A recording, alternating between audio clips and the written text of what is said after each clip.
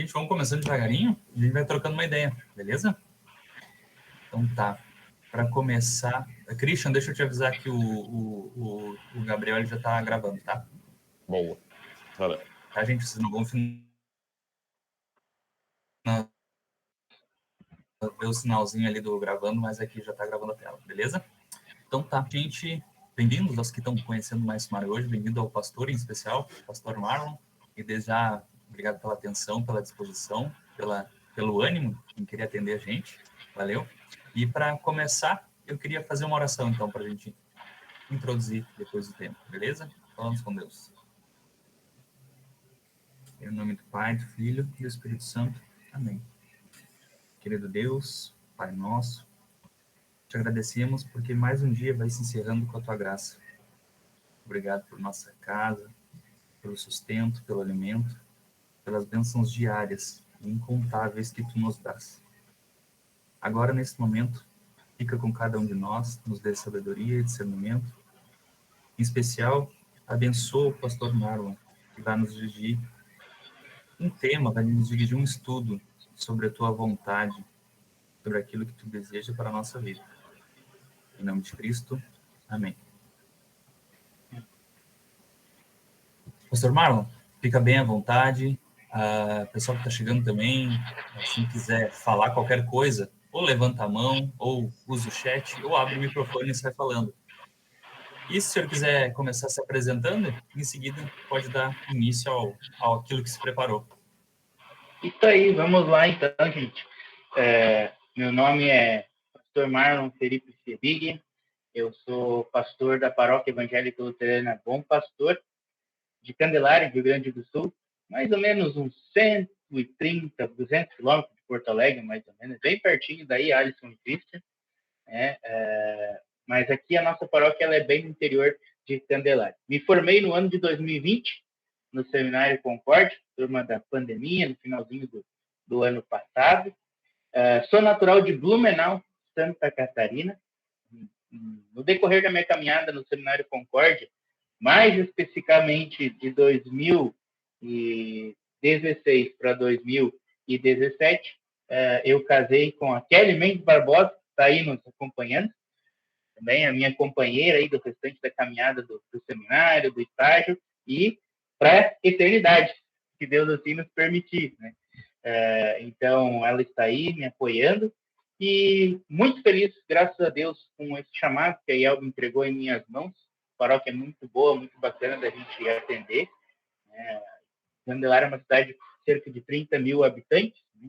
E aqui eu digo o seguinte, já para a gente introduzindo o assunto, eu tive que me adaptar muito ao contexto dessa localidade que eu estou aqui. Por quê? Porque Blumenau tem cerca de 360 mil habitantes. Eu fui colocado no meu estágio, fui confrontado com uma realidade de 7.200 habitantes, uma pequena cidade chamada Juranda, no interior do Paraná, no noroeste do estado do Paraná, e agora estou aqui em Candelária com 30 mil habitantes. 3 contextos diferentes, 3 culturas diferentes, e a gente tem que levar o evangelho nessas perspectivas, né? Nessas localidades, nesses contextos. Então, Deus continua nos abençoando muito aí no ministério, frente à paróquia Bom Pastor, e com certeza vai continuar abençoando a gente nos trabalhos aí adiante. Então, seria isso de minha apresentação, já introduzindo um pouco o assunto, né? E eu digo para vocês o seguinte, gente, a ideia é nós termos um bate-papo, como o Alisson colocou para vocês. Se tiverem alguma interação que quiserem fazer, por favor, podem fazer, não se acanhem. É para ser um bate-papo bem bacana. Eu sei que cada um tem uma realidade, e isso enriquece muito a nossa conversa. Cada um conhece um contexto diferente, de igreja luterana, talvez diferente, né, na sua localidade. Então, por favor, pode colocar para a gente, pode expor para a gente. Mas, dando pontapé inicial, então, na nossa conversa, primeiro a gente tem que levar em conta o seguinte, nós somos luteranos, somos cristãos luteranos. Sendo cristãos luteranos, nós temos uma base. A nossa base é a Sagrada Escritura. Não podemos fugir disso. Toda igreja cristã deve ter a sua base na Sagrada Escritura. Porém, nós temos também as confissões da Igreja Evangélica Luterana, conhecidas por Livro de Concórdia. Está lá no Livro de Concórdia. Acho que você já deve ter falado bastante sobre isso, né, Alisson, no Mais Sumário, sobre o Livro de Concórdia. Então, as confissões da Igreja Evangélica Luterana regem a Igreja. O que é o Livro de Concórdia? Uma rápida explicação. O Livro de Concórdia é como se fosse um mapa, uma bússola da Sagrada Escritura. Os confessores, incluindo eles Martinho Lutero, escreveram o Livro de Concórdia pensando em ser um mapa para a Escritura e para nos ajudar em diversas questões referentes à doutrina dentro da Igreja Luterana. Beleza, rapidamente isso. Não vou me estender mais para não ficar chato a nossa conversa. Mas existe um artigo em específico dentro do Livro de Concórdia, da Fórmula de Concórdia, a Epítome 10. A Epítome 10 é como se fosse ali um capítulozinho dentro do Livro de Concórdia, e ela vai nos ajudar muito. Por quê? Vou explicar rapidamente uma história que está por detrás dessa Epítome 10 para vocês. Martinho Lutero já havia falecido, mais ou menos 1500, e eu até esqueci qual foi o final da data ali, mas ele já tinha falecido e estourou uma guerra muito que foi bastante feroz, chamada Guerra de Esmalcalde. E nessa guerra haviam vários conflitos, incluindo os chamados adiáforos. O que eram isso? Algumas igrejas queriam continuar que a coisa fosse tradicional, que a coisa fosse assim, e fora disso não é igreja. Já outras, não, nós podemos mudar a coisa pode mudar.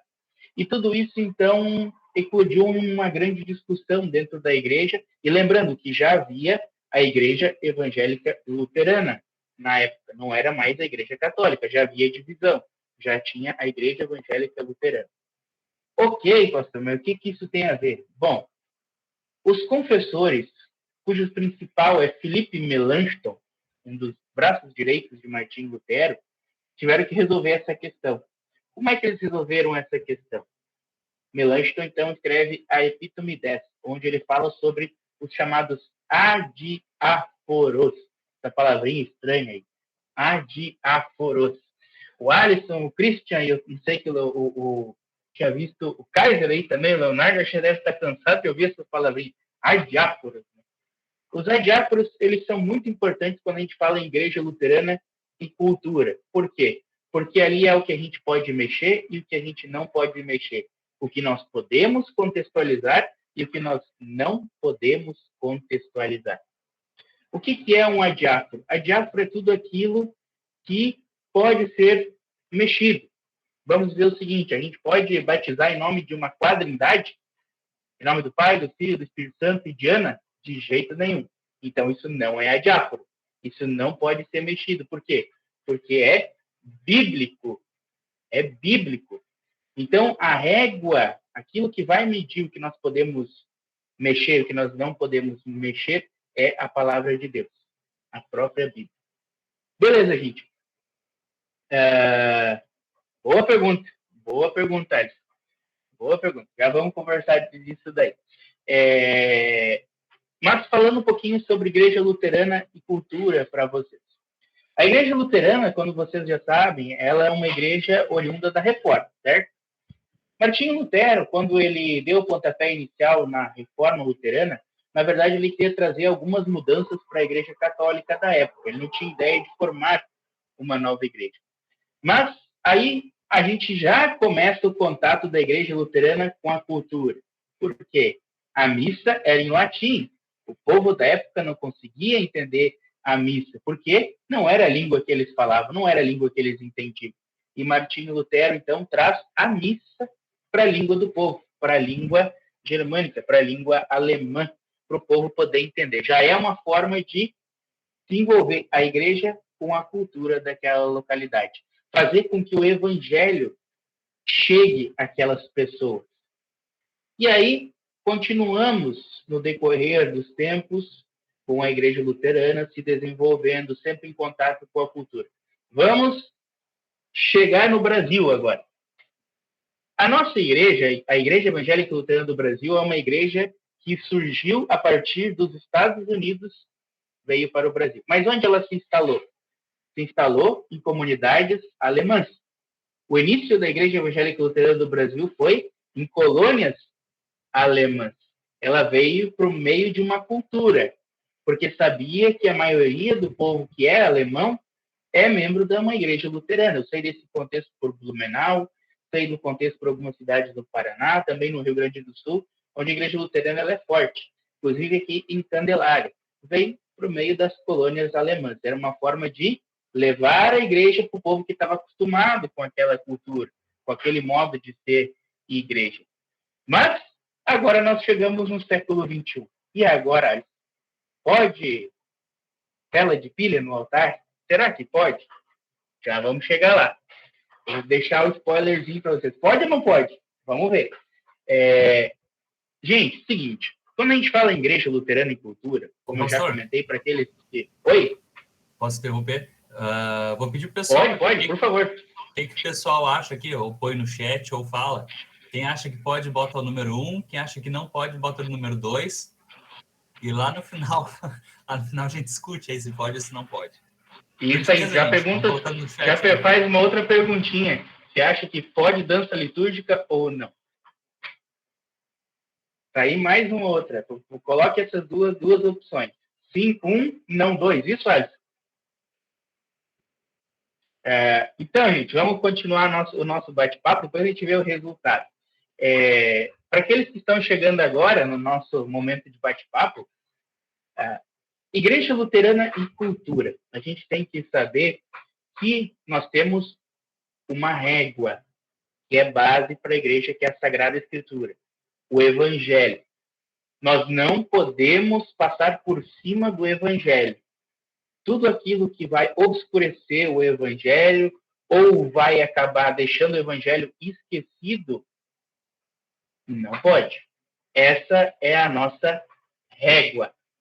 É isso que mede todas as nossas decisões dentro da igreja. Então, pastor, feito, já sabemos. Só não podemos modificar o que vai ser contra o Evangelho. Não, calma aí. Aí nós voltamos à Epítome 10, que tem uma questão muito interessante.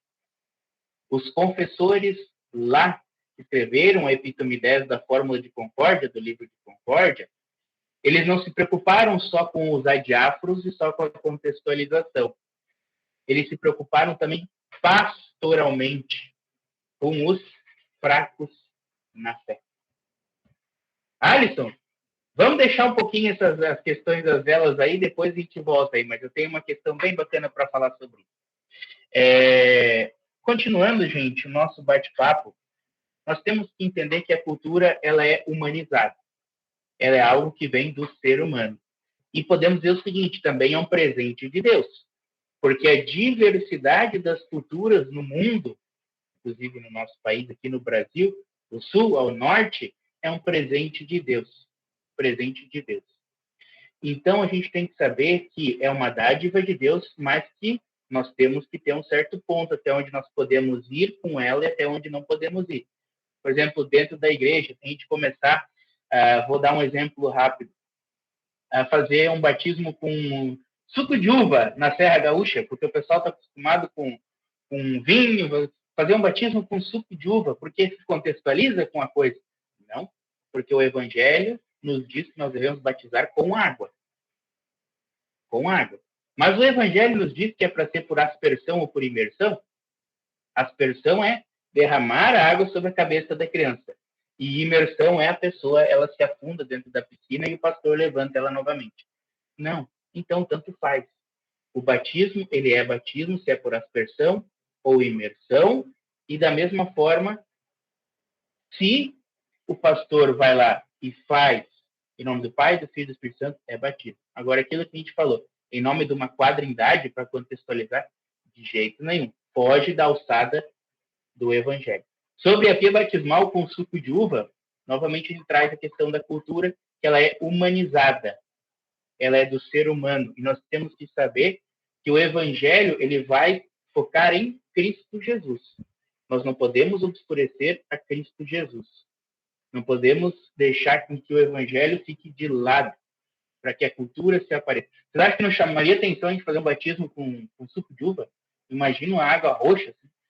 Na quaresma ia ficar bonito, já combina com as cores litúrgicas. Né? Não pode, não pode. Não pode, porque o evangelho está claro. Batismo é com água, batismo em nome do Pai, do Filho e do Espírito Santo.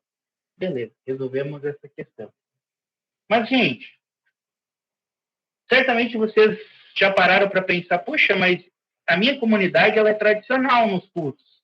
O pastor faz a ordem do culto principal 1, a ordem do culto principal 2, que são aquelas ordens cantadas, tocadas no inário. Eu já vejo que lá na comunidade do pastor Marlon, ele faz um culto mais animado, um culto diferente, um culto que tem uma banda que toca.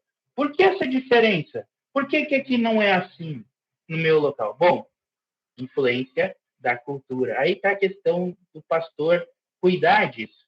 Talvez na sua comunidade há pessoas que são mais tradicionais. Há pessoas que se escandalizariam com aquela adaptação cultural.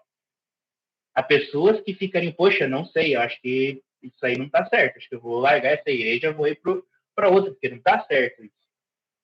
O cuidado com aquele irmão que acha que isso não está certo. E aí nós vamos na questão da vela. Se tiver um irmão dentro da igreja, 2, 3, 4, não, a vela de pilha não pode estar no altar, porque isso não pode. Não, a tradição é a vela, a tradição não é uma vela de pilha, perdão. Aí que está a questão. Botamos a vela de pilha ou em amor aquele nosso irmão que acha que isso não é certo, a gente vai deixar ela ali, a vela normal como a gente conhece. Em amor àquele irmão, deixamos a vela. Quem sabe, com o tempo, o próprio pastor, junto com os membros, com aqueles que tiveram a ideia, vão trabalhando sobre isso de uma forma amorosa dentro da igreja.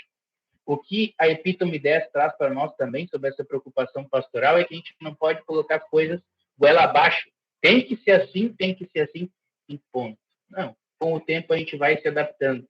Da mesma forma com que lá na época da Reforma a missa tinha uma forma mais tradicional e aí hoje é uma forma mais, digamos assim, contemporânea da coisa. Segue-se um tradicionalismo, mas a questão é um pouco mais contemporânea. O que o Alisson colocou ali? Mas nem sempre a diretoria... Exatamente. Por isso que entra a figura do pastor. A figura do pastor aqui é muito importante. O pastor, ele deve de conduzir essa reflexão. E é onde a Epítome 10 também bate na tecla, de que o pastor ele deve analisar aqueles contextos. Ele deve ver até onde pode ir essa contextualização dentro de um culto ou não. Por exemplo, aqui, se eu colocasse, eu vou dar um exemplo, na nossa paróquia temos jovens aí, colocasse o grupo Boa Nova tocar, que é um grupo de pagode, isso não ia dar certo. E eu me jogar para fora da igreja, não, nesse pastor não dá. O povo não está acostumado com isso. Agora, se eu trouxesse uma bandinha alemã para tocar aqui, um Kirby, em ritmo de bandinha, mas aí ele, esse pastor é dos nossos, ali, ó. Já uma bandinha alemã. Estágio, já. Uma bandinha alemã, um Kirby, aí daria certo. Então vai muito do pastor contextualizar o local em que está, né? Eu vi que o pastor Mateus está por aí, Mateus Burkhardt, né? A mesma forma com que eu acompanho o pastor Mateus nas publicações dele, eu sei que onde ele está lá em Pelotas é um contexto diferente daqui de Candelária, né? E cabe a nós, como pastores, sabermos contextualizar isso também, né? Obviamente a gente não vai, tem que ser assim, foi assim toda a vida e vai continuar sendo assim. Não, a gente vai trabalhando aos pouquinhos. Isso faz parte também do desenvolvimento da igreja. Mas existe um grande teólogo chamado Timothy Keller. Timothy Keller, ele chama atenção para uma coisa muito importante. Ele diz o seguinte, que a igreja ela não pode ficar se adaptando sempre naquilo que vem de novo no mundo, naquilo que vem de novo na cultura. Por quê? Porque assim que aquilo passa, aquilo deixa de... Opa, aquela igreja foi ultrapassada. Ela deixa de ser atual, porque ela não se adaptou àquela nova realidade. Vamos pensar no nosso contexto de pandemia no ano passado. Se a Igreja Evangélica Luterana do Brasil não tivesse adaptado essa realidade da mídia, na realidade das comunicações aí do Google Meet, enfim, das plataformas digitais, a gente tinha ficado, a Igreja Evangélica Luterana do Brasil, uma igreja ultrapassada. É uma igreja que não acompanha a cultura. Não, nós vamos se adaptando. Feriu o Evangelho isso? De jeito nenhum. Pelo contrário, o Evangelho está sendo divulgado como nunca havia sido divulgado antes. Divulgado no mundo através dessas mídias sociais. Então, são adaptações culturais que a igreja precisa fazer. Ok, pastor, mas e a dança litúrgica, pastor? Pode a dança litúrgica nas comunidades? O que o senhor acha? Pode ou não pode? Bom, gente, se a dança litúrgica, ela usar uma expressão cultural, vamos dizer o seguinte, vai ter uma dança litúrgica em ritmo de hip hop, e ela visa trazer algo do evangelho para dentro da igreja, visa comunicar o evangelho, e não ali aparecer o dançarino Leonardo, né? Mas sim comunicar o evangelho, sim, ela pode fazer parte, e ela pode estar presente. Agora a gente brinca, né? Brilha, brilha, estrelinha, quando é para brilhar, quando é para se aparecer, não, de jeito nenhum. Por quê? Porque aí a gente lembra que a cultura é preceito de homens, e quando a gente usa um elemento da cultura para querer se aparecer, para querer ser mais, enfim, isso perde-se o centro. E lembrando que a régua é o evangelho. Comunica o evangelho? Sim, então podemos ter. Não comunica o evangelho? Não podemos ter. É simples, essa questão da igreja luterana e da cultura. Fala, Alisson. Não, me surgiu assim, tem diferença entre a cultura e a tradição numa congregação? Até em que momento é a cultura da congregação aquilo ali e até em que momento aquilo é só tradição, teimosia mesmo dos mais velhos, por exemplo. Tem congregação, não vou dizer, tem congregações que eu conheço que se, por exemplo, uma banda mais jovem vai tocar, os mais velhos não vão nem no culto. Isso não é culto. Então, isso não... Aí eu não sei até que ponto aquilo é cultura da congregação e até que ponto aquilo é tradição, até que ponto é teimosia. Né? Tem como equilibrar isso? É interessante, Alisson, essa tua pergunta, esse teu questionamento, ponto é tradicionalismo, até que ponto que é cultura, né? A gente observa, assim, nas nossas congregações que as congregações que às vezes têm um pastor com mais tempo de ministério, elas tendem a ser mais tradicionais. E as que têm um pastor mais recente, elas tendem a ser um pouco mais contemporâneas. Bom, isso está se perdendo. Por quê? Porque hoje está tendo uma mescla aí de alguns têm uma ideia mais tradicional, outras mais conservadora. E aí, Alisson, é uma mescla de questões, porque pode ser que o local é mais tradicional, pode ser que a cultura do local é uma cultura mais conservadora.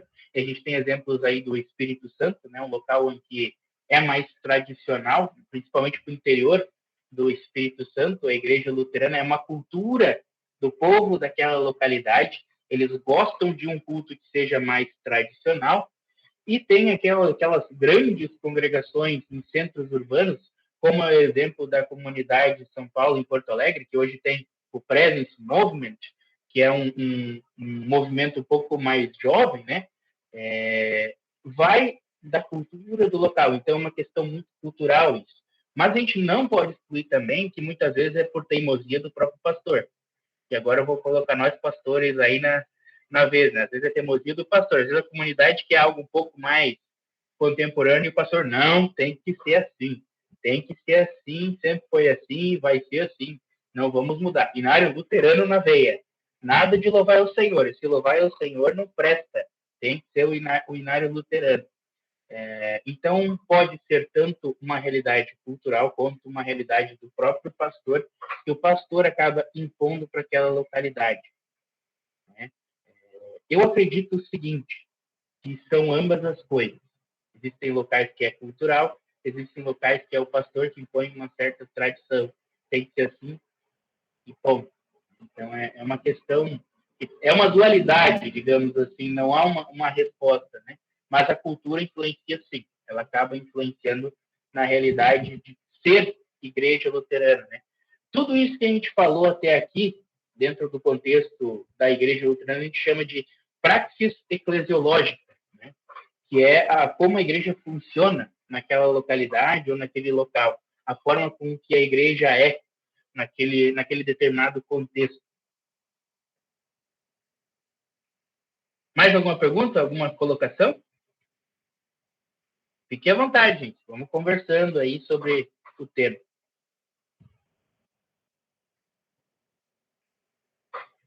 Então, já que não tem por enquanto, vamos continuando algumas questões, né? Novamente, eu trago a questão do culto para vocês, porque no culto, geralmente, é que a gente vê mais a influência da cultura, né, dentro da igreja luterana. No Brasil, existe uma diferença muito grande de uma localidade para outra. Por mais que seja uma igreja luterana, há a influência da cultura. Teve um congressão, eu não lembro onde é que foi feita uma passeata em cima de um carro alegórico e a banda foi tocando ali como se fosse um desfile de carnaval. E aquilo foi muito bacana porque impactou a cultura daquela localidade. A juventude evangélica luterana do Brasil se adaptou àquela cultura daquele local e usou a cultura daquele local para pregar o evangelho. Então, já como a gente está em mais jovens aqui, a gente vê isso, que bacana, né? Então, aí está mais um exemplo disso. A gente tem talvez vocês conheçam a banda de Todas as Tribos, é uma banda de reggae, né? Também é uma cultura que é brasileira e que foi incorporada dentro da igreja. Nós temos aí várias bandas de rock dentro da igreja que tocam nos cultos. Nós temos bandas, como eu já comentei, bandinhas. Aqui na nossa região, a gente tem algumas bandinhas também que tocam no culto. Isso é uma forma de trazer a cultura para mais próximo das pessoas. Só que a gente vê isso mais dentro do culto. Por exemplo, você consegue perceber uma comunidade que é mais tradicional quando o pastor está usando talar preto no culto. Opa, aquela comunidade o pastor está usando talar preto, ela é mais conservadora, porque o pastor está usando o talar preto, que é mais das antigas, é de antigamente, não se usa mais hoje. Ah, não, aquela comunidade ali é mais conservadora, porque olha ali, ó, o pastor está usando a casula. Casula é uma veste parecida com os padres, a gente tem pouco dentro da igreja luterana, mas há pastores que utilizam ela. Não, ali é mais conservadora. Essas questões das vestes litúrgicas também sempre chamaram muita atenção, por ser uma cultura mais tradicional, uma cultura mais conservadora. Leonardo, por favor. Sobre essa... Boa noite a todos. Sobre essa questão das vestes, né, tu comentavas, lá na minha paróquia de origem, por exemplo, lá de Rondônia, né, o pastor usava sempre o talar preto, né, só que por comodidade, né, digamos assim, porque tinha bastante congregações no sítio, né, na zona rural, e aí, por causa da poeira e tal, para não ficar andando com um talar branco, né, e a esposa dá uns cacete nele, né, para lavar, ele acabava usando o talar preto, né. Só levantar essa questão, porque às vezes tem isso também, né, em algumas realidades, né. Não, e outra coisa, né, acho que dependendo da região do país, muito quente, nem talar vai usar. Por exemplo, Mato Grosso lá, eu tô olhando para cá porque o Kaiser tá aqui do outro lado do que cheguei. Dependendo do lugar, a gente estava conversando esses dias em aula, cara, é muito quente, cara, isso é uma tortura para o pastor. Né? É bonito, é tradicional, existe uma mensagem, existe uma pedagogia em usar o talar. Existe, mas às vezes é tortura. Às vezes é desumano obrigar um pastor a usar o talar no Mato Grosso, que é 42 graus. Né? Bom, é um comentário também. E vocês sabem que veste litúrgica é um adiáforo? Veste litúrgica é um adiáforo, né? O que a veste litúrgica vai influenciar na pregação do evangelho? Como o Alisson destacou, tem toda uma pedagogia por detrás, é uma característica da igreja luterana, mas não é obrigado a usar, não é obrigado o pastor utilizar. Eu mesmo, nos pontos de pregação no interior, onde não tem, às vezes, nenhum ventilador, nada, é bem quente, eu não uso. Eu uso apenas uma camisa clerical e vou fazer o culto. Então, isso não impede a pregação do evangelho. E aí que está a grande questão. Eu acho que vocês estão entendendo bem o que eu quis trazer para vocês. Que nós vivemos em um país com uma enorme quantidade de culturas. Isso é uma riqueza. É bênção de Deus. Nós temos que saber que um contexto é assim, outro contexto é diferente. Só que o que a gente tem que saber é, como igreja luterana, nós temos uma base confessional que não pode ser deixada de lado, principalmente o solo escritura, a Bíblia, que é a palavra de Deus que nos conduz o nosso caminhar, nos conduz o nosso agir. Até onde vai? Bom, nós sabemos, até onde a palavra de Deus diz que pode. Passou dali, já é uma humanização, já é algo próprio de uma cultura, algo próprio de uma realidade, que acaba, inclusive, ferindo muitas vezes o evangelho, porque o ser humano, fruto daquela cultura, acaba ficando superior à pregação do evangelho. Christian, por favor. Pastor, perguntar como é que... Então, o senhor estava falando da questão bíblica, né, de trazer isso. Como é que a gente deve fazer da melhor forma, né, essa interpretação bíblica? No sentido de que o que a Bíblia não permite, então é proibido, ou o que a Bíblia permite, somente é possível aquilo que a Bíblia permite? Como é que faz essa interpretação, né? De que forma a gente deve fazer isso? Deve trazer a questão bíblica, né? Obrigado, Cristian. A pergunta é muito interessante. É a seguinte, gente. Nós temos os sacramentos. Batismo, palavra, Santa Ceia, que são os meios da graça. Nisso nós não podemos mexer. Fazer Santa Ceia com suco fruque de laranja? Não. Ah, não, pastor, mas aqui a cultura o pessoal toma suco. Não, não importa. A Bíblia diz que não pode. A Bíblia diz que foi feito com vinho, é com vinho. Da mesma forma o batismo. Da mesma forma a palavra de Deus. Tem um exemplo muito bacana. Inclusive, Alisson, Christian, Leonardo, quando eu estava no seminário, eu estudei sobre a carta aos Colossenses. O apóstolo Paulo, quando ele foi pregar o evangelho naquela realidade da comunidade de Colosso, ele utilizou de elementos daquela cultura, do mundo lá de Colosso, do contexto de Colosso, para pregar o evangelho. Então, a Bíblia também nos traz exemplos de como a gente pode utilizar elementos da cultura para pregar o evangelho, para pregar a palavra de Deus para aquele povo, para aquela determinada realidade. Aliás, existem muitos elementos da cultura que são bacanas a gente utilizar para pregar o evangelho. Existem elementos que a gente pode sim utilizar como ilustrações, inclusive também em congressos já foi utilizado e muito, né, elementos da cultura. Como assim, pastor? Que tipo de elementos? Vou deixar o Alisson falar, depois eu concluo o que eu tenho. Por favor, Alisson. Eu falo primeiro? Pode falar. Uhum. Não, eu vou fazer um comentário, né? Que o senhor falou em usar elementos da cultura própria da região, né? Enfim, a gente conversando esses dias, pré-devoção aqui, eu e o Martin, o Yagnov, né? E ele estava me comentando de uma congregação, acho que é lá pro lado da Amazônia, entre Amazônia, Acre ou Mato Grosso, que uma congregação usava aquele cocar de índio, sabe? Do chefe da tribo, aquele cocar. Eles usavam aquele cocar em cima da cruz no altar. Isso é muito interessante.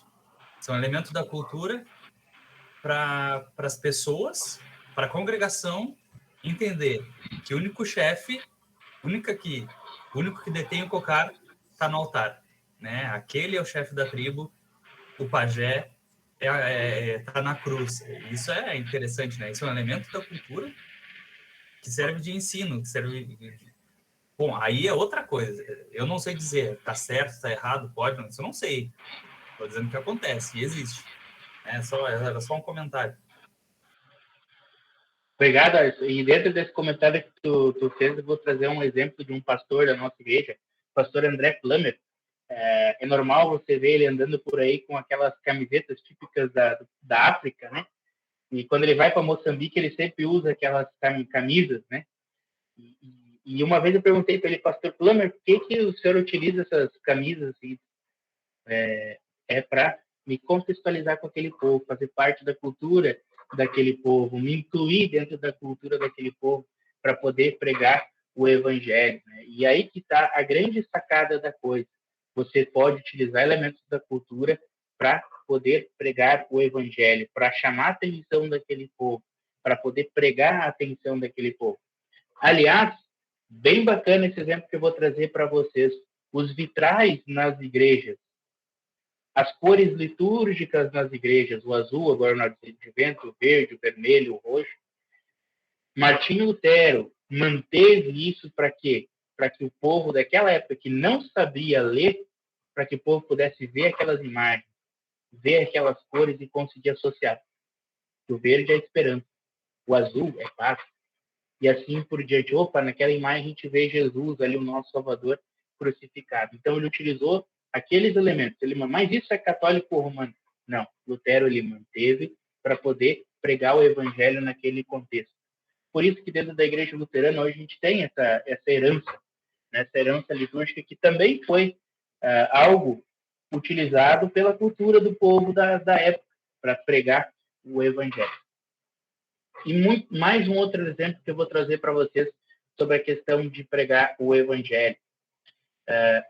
O pastor ele tem que entender muito bem também o contexto e o povo que ele está pregando. Por exemplo, aqui está uma questão importante. Agora eu falo mais dos pastores em si, mas que vocês também devem de entender e já devem de ter percebido que cada pastor tem o seu jeito de pregar o evangelho, de trazer a homilia do culto. O meu exemplo aqui. Eu sou pastor em uma realidade de interior, em que o povo trabalha com grão, em que o povo trabalha aqui com tabaco. Então, quando eu vou pregar, levar a palavra de Deus no púlpito para os meus ouvintes, para os membros, eu procuro trazer exemplos do contexto que eles estão acostumados. Eu trago exemplos da agricultura, eu trago exemplos daquilo que eles estão acostumados. Agora, se eu for para uma São Paulo da vida e levar esses mesmos exemplos para lá, vocês acham que o povo de lá vai conseguir entender o que eu estou trazendo para eles? A contextualização para pregar o evangelho que eu estou fazendo para eles? De jeito nenhum. Nas grandes cidades, eu vou ter que usar mais exemplos do corre-corre, de uma vida agitada, enfim, exemplos de cidade grande. Aí está mais uma questão importante, onde a igreja luterana pode se utilizar da cultura, na própria pregação da palavra, para contextualizar aquilo que você quer entregar ao povo, para facilitar a compreensão do povo sobre aquilo. E esse é um dos pontos centrais disso, de se utilizar a cultura do local em que você está inserido. E agora eu falo com o pastor. Ok, gente, a gente falou bem no geral agora, mas, pastor, o que nós podemos fazer? Onde nós podemos entrar nessa questão de igreja luterana e cultura? O que a gente pode fazer? Bom, gente, olhe à volta de vocês. Pensem no contexto em que vocês estão inseridos. E, novamente, eu trago o apóstolo Paulo como exemplo. O apóstolo Paulo não chegou lá na cidade de Colosso e começou a pregar do nada. Ele primeiro se contextualizou. Ele prestou atenção naquilo ali. Prestou atenção naquela realidade em que ele estava. Vamos dizer o seguinte, poxa, pastor, aqui tem um pessoal que gosta de escutar um reggae. O que o senhor acha de nós fazer uma banda na comunidade, gente que gosta de tocar um reggae? Vamos formar uma banda cristã de reggae. Ótimo, excelente. Converse com o pastor. Pastor, é uma forma de nós pregarmos o evangelho para esse povo. É uma forma de nós levarmos a palavra para esse povo. A Bíblia proíbe isso? Não. A Bíblia só fala que nós devemos que louvar a Deus com tambores, com harpas, com liras, com pratos musicais, com tudo que faz som, resumindo. Então, a forma com que nós louvamos a Deus não importa. Só temos que louvar a Deus. E lembrar que a régua é o evangelho. Não é o ser humano que está ali, mas é o evangelho. Tudo para honra e glória do Senhor. Eu vou trazer 2 exemplos para vocês de teólogos que procuraram trazer isso para dentro da igreja luterana. São teólogos luteranos, mas são teólogos liberais, por isso que a gente não costuma utilizar eles. Paul Tillich é um exemplo e Karl Barth.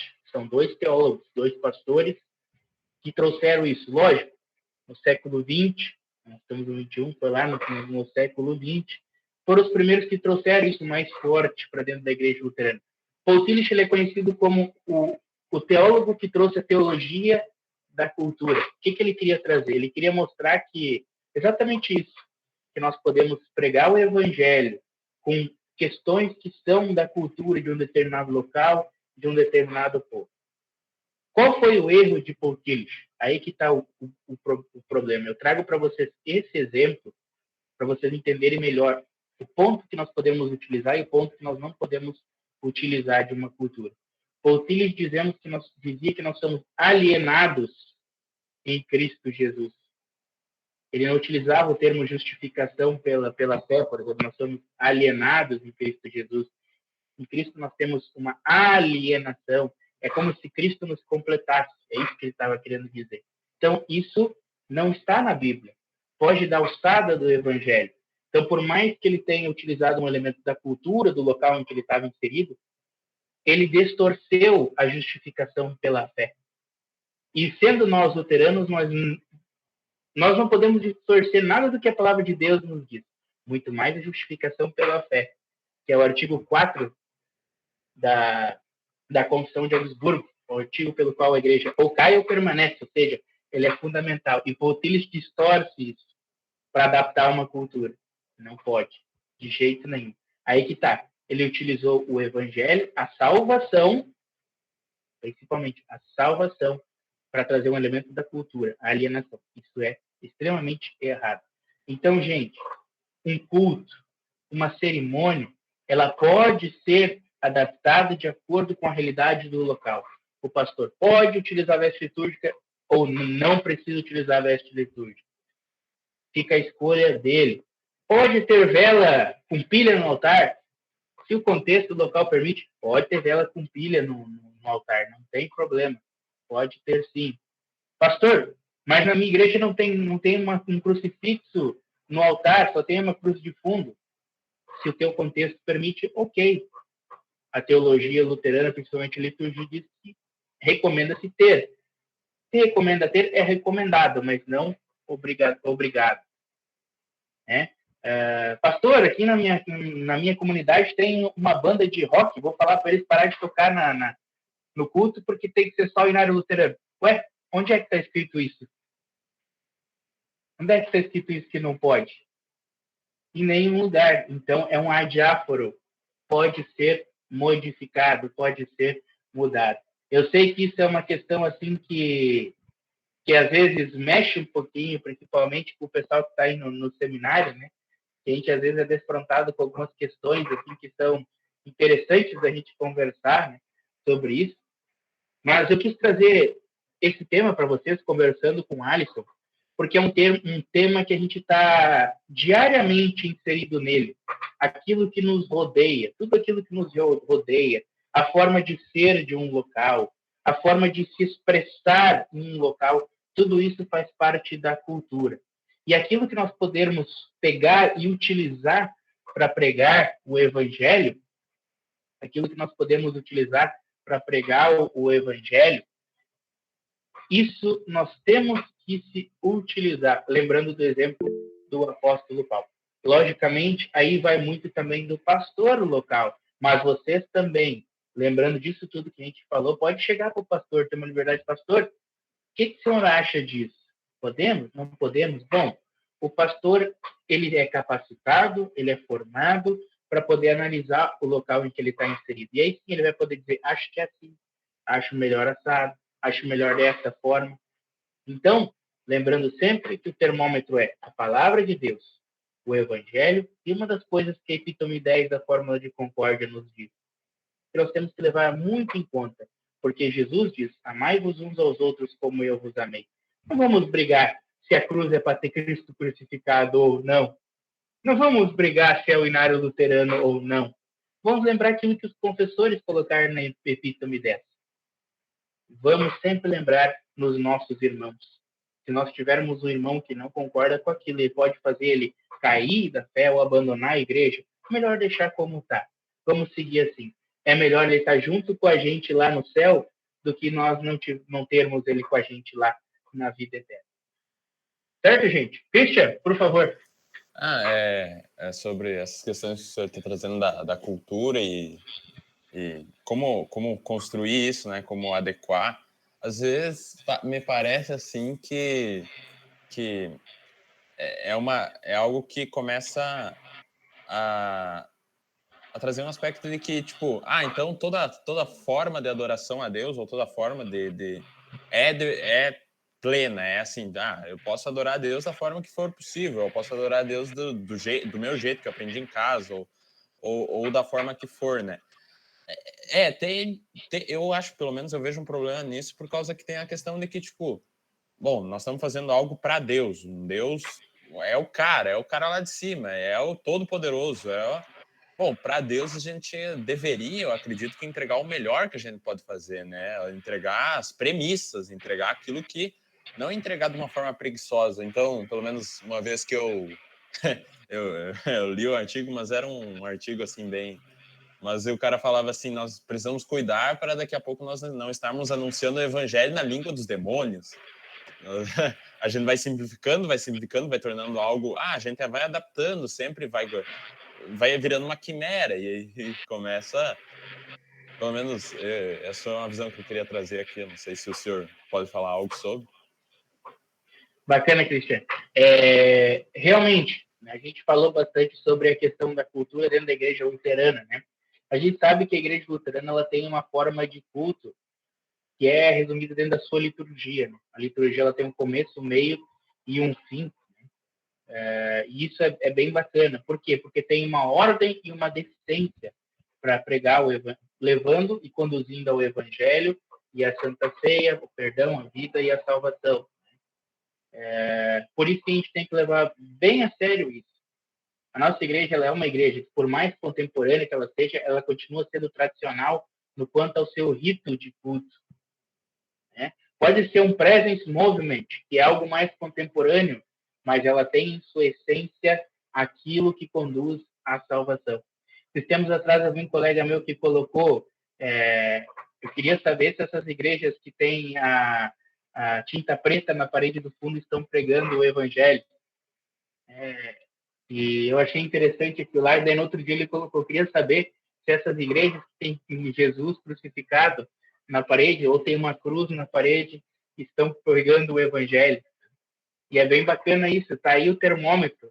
Será que elas estão pregando o evangelho? Será que elas estão fazendo e prestando louvor a Deus que deve ser feito, né? Não humanizando, mas sim sempre levando a Cristo Jesus, conduzindo a Cristo Jesus. Um exemplo bem bacana que a gente pode trazer para vocês é a questão dos hinos. O pastor Davi, esses dias, falou para vocês sobre os hinos, né? Sobre a questão do louvor na igreja, né? A gente tem que tomar muito cuidado quando a gente exalta o ser humano, porque aí ela perde-se o aspecto de Cristo Jesus e traz o aspecto do ser humano. Né? Ou seja, se torna, em vez de teocêntrico, se torna antropocêntrico. Aí está o maior perigo. E é isso que a gente tem que cuidar. Tem que ser teocêntrico, conduzir a Cristo Jesus. E não ao Marlon que está ali cantando. Mas como a voz do Marlon é linda, é maravilhosa, e ele faz gestos, ele anima o público. Não. É a palavra de Deus. Então, Christian, bem colocado por você. A gente tem que lembrar sempre que nós, como igreja luterana, nós temos um culto que ele é centrado, um culto que pode ser o mais tradicional possível, pode ser o mais contemporâneo possível, mas ele vai ter um louvor a Deus, ele vai conduzir a salvação, ele vai levar em conta a justificação pela fé. Até porque a gente corre um risco muito grande de dizer todo louvor, né? Todo louvor, o cara está louvando a Deus, está agradecendo, né? Toda forma de culto, então, independente da cultura ali, ele está se salvando. Então, vamos dizer o seguinte, tem um culto, se reúne ali o pessoal para comer melancia. Oxe, o nosso culto hoje nós vamos comer melancia. Né? Será que está conduzindo a salvação? Não, a gente está só enchendo a barriga com melancia, mas não tem nada de Cristo ali. Né?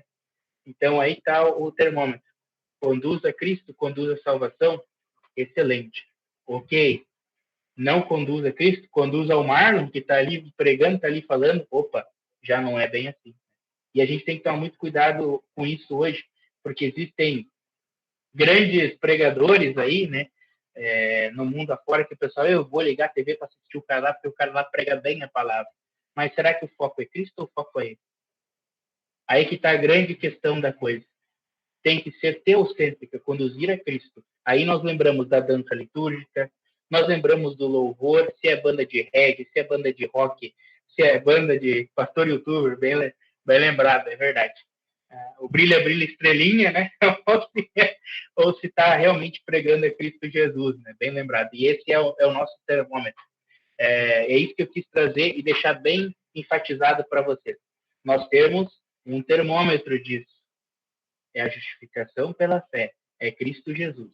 É o Evangelho. Adaptando a cultura para pregar Cristo, tudo bem. Mas nós temos que saber que a coisa é teocêntrica e não antropocêntrica.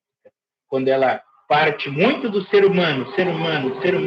Vamos adaptar para atingir o Marlon, vamos adaptar para atingir o Alisson, vamos adaptar para atingir o Christian. Aí, perde o grande foco da coisa, que é pregar a Cristo Jesus, o nosso Senhor e Salvador. Conduzir a salvação. E eu lembro novamente o que Timothy Keller diz, a igreja ela não pode se adaptar sempre, porque senão ela vai se tornando ultrapassada. Sempre ultrapassada. Ela tem que ir aos pouquinhos ir aprendendo e se adaptando culturalmente. E também aquelas localidades que às vezes tem uma mudança brusca de uma hora para outra, né? A gente está tendo agora muitos imigrantes venezuelanos, haitianos, e acaba tendo uma quebra brusca no contexto daquele local. E o pastor acaba tendo que, talvez, adaptar um pouquinho a forma de ele pregar o evangelho ali para atingir aquele público dele. Mas lembro de novo, a régua é a justificação pela fé em Cristo Jesus. A palavra de Deus. O que a palavra diz? Podemos. Exemplo disso, o apóstolo Paulo, na comunidade de Colossos. Logicamente, agora a gente não vai olhar assim e o que eu posso mudar aqui? Deixa eu ver o que eu posso mudar aqui. O pessoal daqui gosta de futebol, eu vou colocar uma bola de futebol em cima do altar. Aí não, né? Aí, o que a bola tem a ver com o evangelho? Aí que está a grande questão. A vela tem a ver com o evangelho. A vela comunica. Tendo uma vela ali, a pessoa sabe, tem um significado ali. Agora eu vou voltar à questão que o Leonardo disse, se a cruz é com Cristo ou sem Cristo. Leonardo, eu acho que o Alisson tem que convidar o pastor Silvio para vir falar para a gente sobre essa questão aí. Mas eu vou dar um spoiler para vocês. O que é indicado é que no altar se tenha uma cruz com Cristo crucificado e na parede uma cruz sem Cristo. Apenas a cruz, que representa o quê? Ali, a morte de Cristo. Mas a cruz maior, ela tem que estar sem Cristo, apenas a cruz. Por quê? Porque a ressurreição de Cristo é o sinal da nossa salvação. A cruz de Cristo ali no altar é só um sinal da humilhação, aquilo que ele sofreu por cada um de nós. Mas o verdadeiro símbolo da nossa salvação é a ressurreição de Cristo. Por isso, uma cruz vazia, onde ele venceu o poder da morte por cada um de nós. Significado. Isso comunica a gerações, né? E continua comunicando. Certo, gente? Era isso que eu queria trazer para vocês no dia de hoje. Vamos conversar agora sobre esse tema. Se mais alguém tiver alguma colocação para fazer, por favor.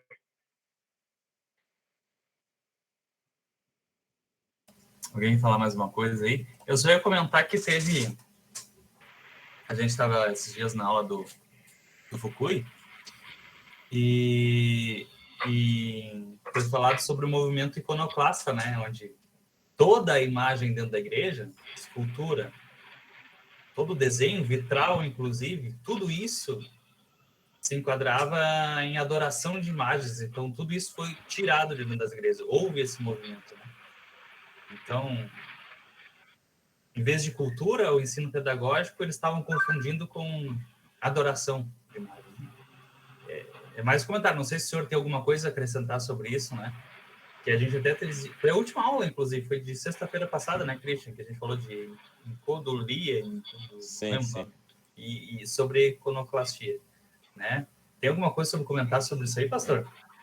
Exatamente, gente. Isso é bacana, Alisson, porque aqui eu tenho um exemplo de capelas ecumênicas. Eu dou culto em capelas ecumênicas dividida entre a igreja luterana e a igreja católica.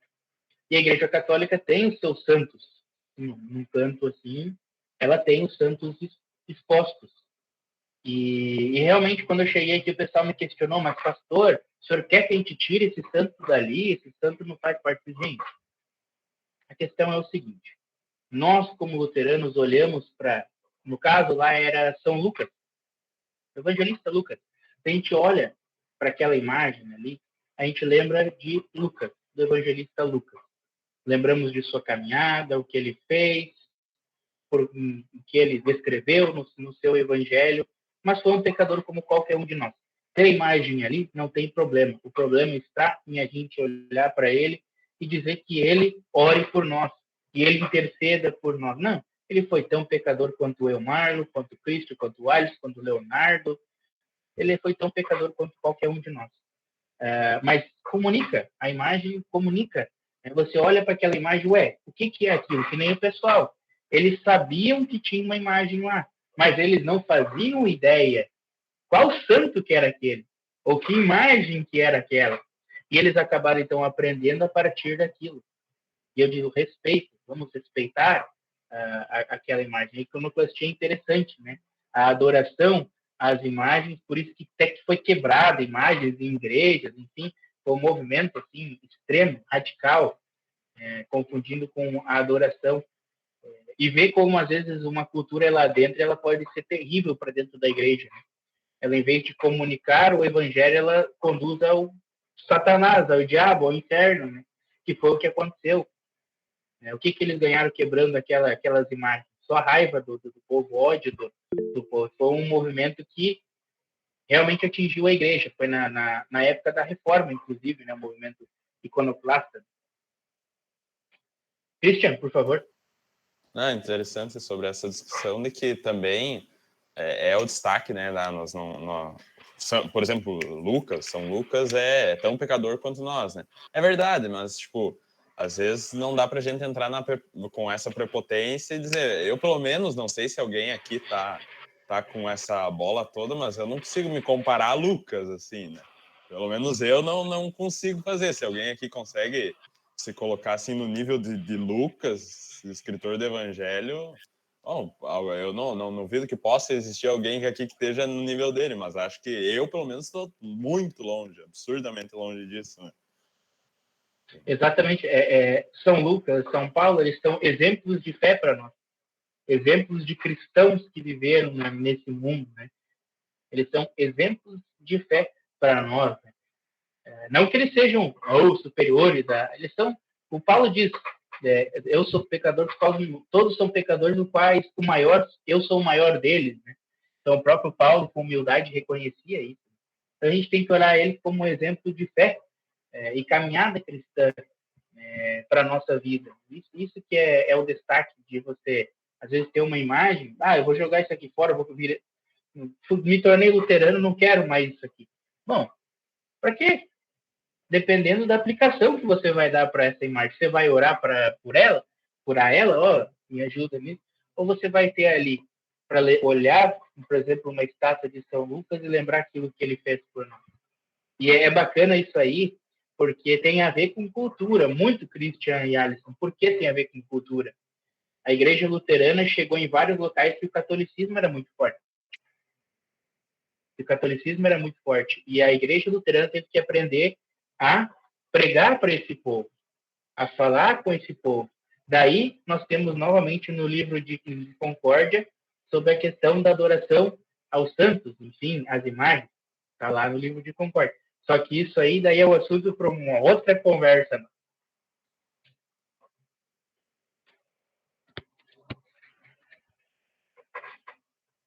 Eu tinha uma pergunta, mas esqueci. Normal. Alguém tem alguma coisa para acrescentar, perguntar ao pastor?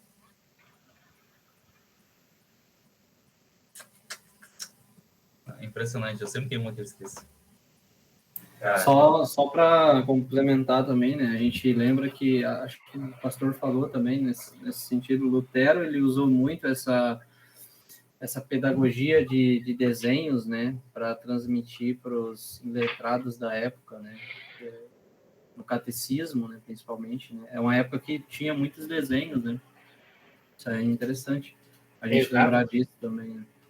o próprio catecismo de Martim Lutero foi algo que Lutero viu, presenciou naquela cultura, inseriu naquela cultura, porque ele viu, opa, os pais precisam ensinar as crianças em casa. Então, eu vou escrever o catecismo para eles poderem ensinar em casa os princípios da fé cristã. Então, o próprio catecismo menor que a gente usa na nossa instrução, na instrução de confirmando, nós damos um exemplo de como Lutero olhou o contexto daquela época, porque ele foi visitar os locais e aí ele sentiu essa necessidade, que era uma necessidade daquela localidade, daquele contexto onde ele escreve o catecismo menor. Então aí está mais um exemplo, bem lembrado, Leonardo, mais um exemplo de Martim Lutero se utilizando da cultura da época, que era uma cultura em que a educação ela vinha de casa. As escolas, elas só tinha acesso às escolas o povo mais rico, mais condições na época, e Martim Lutero não, já que os pais ensinam em casa, aí eles conseguem também ensinar e instruir as crianças já desde cedo no caminho do Senhor. Martinho Lutero também ele não usou de melodias da época e introduziu teologia também? Você aproveitou da cultura? Eu acho que eu escutei uma coisa assim também. Exatamente. Inclusive, Martinho Lutero ele foi criador de um estilo musical. Né? Ele criou um estilo musical a partir daquilo que o povo estava acostumado na época. Nós temos a Nona Sinfonia, né, de Beethoven, enfim, que até nós cantamos em área luterana, mas essa não foi Martinho Lutero que fez. Mas ele sim, ele se utilizou de hinos da época, de músicas da época, para pregar o evangelho. Martinho Lutero, na verdade, ele era um musicista nato, ele gostava muito de música, né? E como ele gostava de música, acho que ele não podia deixar isso de fora. Ele acabou utilizando, assim, Castelo Forte é um exemplo disso, né? O hino belíssimo, né? E que Lutero se utilizou na verdade, ele se baseou em uma música da época para escrever o Castelo Forte é o nosso Deus. Ei, pastor, falando de música agora, puxou do lado que eu gosto, né? Sou muito bom de música. Só que não, mas... outra coisa, assim, o senhor comentou e me veio na mente, assim... Tem 3 anos para aprender ainda, cara. Pois é, estamos aí na tentativa. Não, cantar a gente canta, né? O negócio é achar alguém que escute, né? Esse é o detalhe. Mas assim, uma coisa cultural que nós temos dentro não sei outras denominações, mas principalmente na IELB, né? Por exemplo, o pastor ter que saber música, né? É uma questão que eu acredito que é cultural, assim, que isso veio perseguindo, né? E isso aí bota uma pressão grande em quem não sabe, né? É uma questão que tem congregações que esperam, não, o pastor ele tem que saber cantar, senão não é pastor, né? Tem esse lado da cultura também que não é tão positivo, né? E às vezes atrapalha até quem quer estudar, às vezes, pro ministério, né? Exatamente, Ricardo, exatamente. É uma questão que ficou marcada dentro da IELB, né? E ficou... Aí todos os pastores têm que saber tocar algum instrumento, mas às vezes o pastor ele é bom na retórica, sabe falar bem, sabe expor algo para os seus ouvintes, para os seus membros, e o pessoal não presta atenção nisso, eles vão prestar atenção porque o pastor não sabe nem tocar um violão. Esse aí nem aproveitou a época do seminário, era para ter estudado música e não estudou, né? E é algo cultural da nossa IELB, bem lembrado, Kaiser. Até hoje ainda as comunidades pedem pastores que saibam tocar algum instrumento, algum tipo de instrumento. É meio que um pré-requisito, né? Só que as coisas foram mudando, as coisas vão se modificando com o passar do tempo. Só que a IELB ainda não perdeu essa ideia de que o aluno que sai do seminário formando tem que saber tocar música. Não é todo que tem a vocação para isso. E, infelizmente, é uma questão que faz parte. Aí eu digo o seguinte, Kaiser, não é nem da cultura, aí é da tradição da igreja. Ela vem da tradição da igreja. Desde cedo, os pastores eram formados sabendo música e assim foi.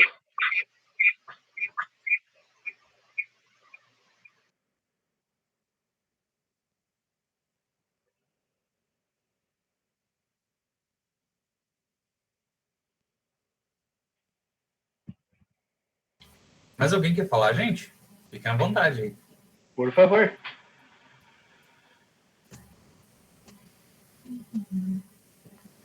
Não? Vamos lá, gente. O assunto tá aí pra gente debater. Tem bastante coisa pra gente conversar. É que eu ainda não lembrei o que eu ia perguntar, pô. Mas esse comentário do Kaiser, uma coisa que nunca me passou na cabeça. Porque eu tenho facilidade com música, tá? E esse não seria o empecilho de me trazer ao seminário. Mas agora eu fico pensando, será que os números... Não sei se isso reflete nos números hoje do preparatório, mas será que alguém desistiu de vir para o seminário ou tem receio de vir para o seminário porque não toca? Eu nunca me passou isso na cabeça. Será que o cara desiste de vir para o seminário? Ele negar um chamado, ou aquela vontade de vir para o seminário, de estudar? Porque, eu não sei cantar, eu não sei tocar nada, né? Pô, uma reflexão que eu nunca tinha pensado nisso. Mas uma coisa que me surgiu agora também, assim. Eu vejo, assim, que a igreja católica, ela tem perdido muito espaço no mundo, né? A igreja católica, ela tem perdido um número considerável de fiéis, talvez por causa da sua tradição, por causa dos costumes, não sei. Né? Inclusive, a luterana tem perdido membros ou perdido espaço para igrejas pentecostais que pregam outras teologias, para igrejas de parede preta, né? Que o foco talvez não é a cruz vazia, né? E eu vejo assim, até que ponto que a igreja católica, principalmente a igreja católica, eu vejo isso. Será que ela está cedendo hoje pro mundo, cedendo em alguns aspectos, abrindo mão, abrangendo? Sei lá, eu fico pensando assim, porque esses dias eu já vi que o Papa estava meio que se balançando sobre o casamento homoafetivo. Ele já meio que estava aceitando, meio que de maneira meio... Não sei, eu posso estar falando besteira, assim, mas eu escutei, li algo sobre isso, né? Assim como na ICLB as coisas estão ficando um pouquinho mais abrangentes. Eu não tô, eu tô falando meio generalizado para não me queimar no YouTube, né? Mas não sei, pastor. A cultura às vezes está adentrando forte na igreja e para segurar os fiéis na igreja, nossa, vamos tolerar certas coisas, porque senão a gente vai perder aqui, ali nossos números. Não sei, posso falar um monte de asneira, assim, mas é um comentário / pergunta. Interessante, Arthur. Interessante o teu questionamento, né? Lembra que a gente falou bastante sobre a régua, né? E eu novamente vou falar sobre a régua, que é a Sagrada Escritura. Até onde nós podemos ir, podemos trazer um elemento da cultura para dentro da igreja. Realmente, essa questão do homossexualismo, da homoafetividade, ela se tornou algo cultural. Ela se tornou algo da cultura do Brasil. Se tornou algo do dia a dia, algo comum. E quando algo se torna algo comum, praticamente se torna algo da cultura. E só que, assim como existem culturas que não podem adentrar dentro da igreja, como vou citar um exemplo para vocês de algo que não pode adentrar dentro da igreja e que é muito comum a gente ver em outras igrejas sendo praticado, a questão das vigílias.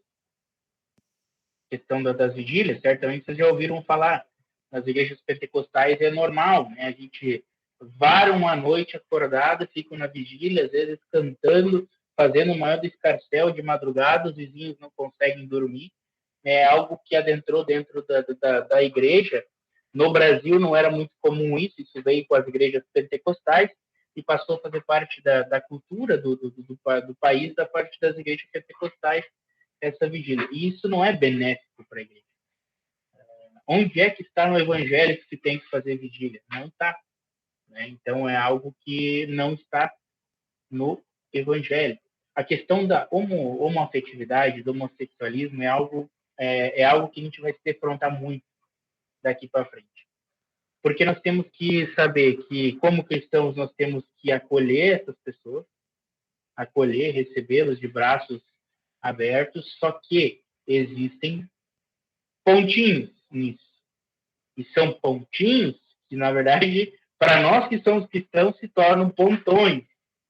Que são: Deus não aceita o casamento homossexual. Deus não aceita a união homossexual. Isso está na Bíblia, que é a bússola, que é a palavra de Deus. Então, nós, como igreja, jamais deveremos incluir um elemento da cultura do Brasil como isso, que vai bater de frente com aquilo que nós acreditamos, com aquilo que nós cremos, com aquilo que nós confessamos. E aí tem uma questão muito interessante. Lembram de Paul Tillich, que eu comentei com vocês? Tanto a Igreja Católica quanto a Igreja de Confissão Luterana aceitam Paul Tillich como um grande teólogo. Por quê? Porque Paul Tillich era um teólogo da libertação. Teólogo da libertação, a teologia da libertação, ela já é uma teologia que ela traz consigo a cultura. É uma cultura assim, ela traz uma bagagem e joga dentro da igreja. Vou falar um pouquinho para vocês rapidamente sobre essa teologia da libertação. Ela, na verdade, vai ao encontro da necessidade daqueles que precisam, só que ela tem ideologias por detrás disso. Ideologias que são contrárias à palavra de Deus. Paul Tillich foi alguém que diz: não, nós temos que trazer para dentro da igreja a cultura, porque a cultura nos conduz à salvação. Como assim a cultura conduz à salvação? A cultura é um elemento, mas não é o fim. Ela é nem o meio. Ela só é um elemento que nós utilizamos, porque o meio é a palavra, o fim é Cristo.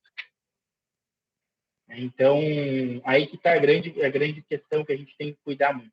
Então, por isso, Alisson, que essas questões assim, do homossexualismo dentro da igreja sinodal, da igreja católica, são questões que eles abriram as portas, digamos assim.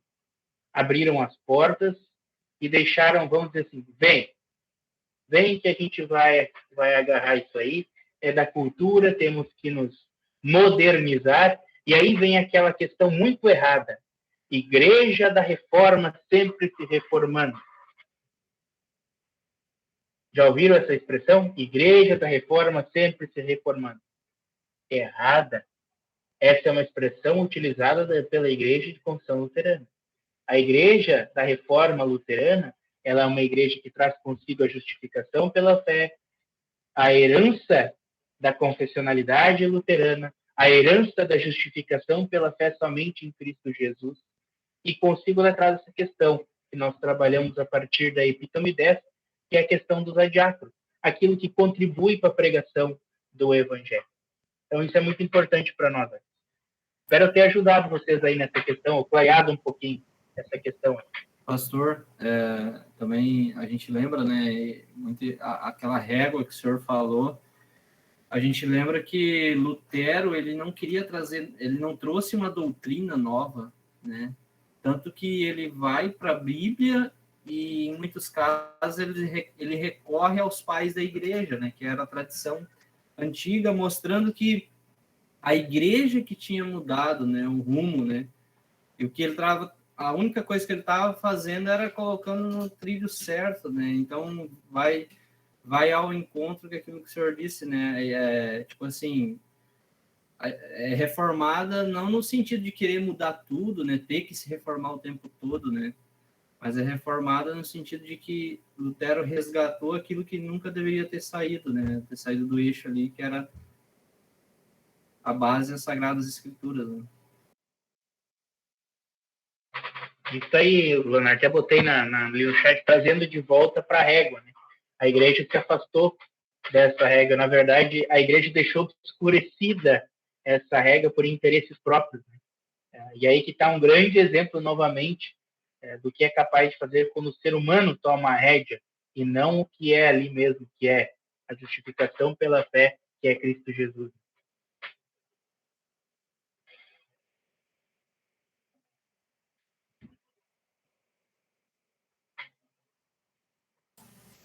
Gente, algum comentário? Não? Senão também podemos ir nos despedindo, então, quem sabe encerrando. Pastor, o senhor tem mais algum acréscimo?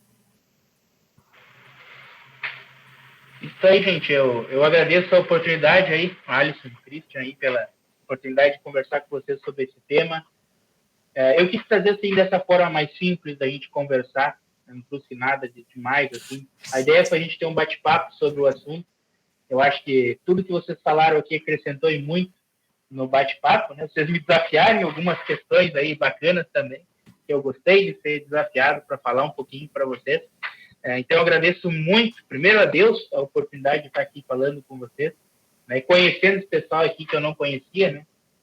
O Alisson, a gente pôde conversar um pouquinho, né? Christian também, né? Conhecer vocês. O Leonardo já é um parceiro aí, né, Leonardo? Já do ano passado, né? O Matheus também, o pastor Matheus aí em Pelotas, então foi muito bom estar com vocês aí. Também agradeço o pessoal aí do Diga-se, que veio participar aí, nosso presidente do distrito, da GELB de Gato, o Anderson, chegou atrasadinho, mas tá aí. O Anderson aí, o pessoal também da paróquia Bom Pastor, os demais aí que acompanharam a gente. Obrigado pela oportunidade. Legal. Deus abençoe você. Obrigado, pastor. Amém. E que todos que chegaram pela primeira vez aí tenham sentido à vontade e comentem com seus pastores, né, desse projeto. Toda terça-feira tem esse encontro a partir das 8h15, 8h30 a gente começa então o tema. Toda terça-feira com um pastor diferente. A gente tem lá o canal no YouTube onde vocês podem também, os pastores de vocês podem aproveitar esse material, né? Esse é o intuito também do canal, para o pessoal, para a igreja usar esse material. Dois recados, gente. Vou pedir para vocês colocarem no chat a autorização de vocês para a gente usar a imagem, o nome de vocês no YouTube. Aí a gente não precisa borrar essa imagem. Então, por gentileza, só coloque no chat ali, eu autorizo, autorizado, enfim, alguma coisa do tipo.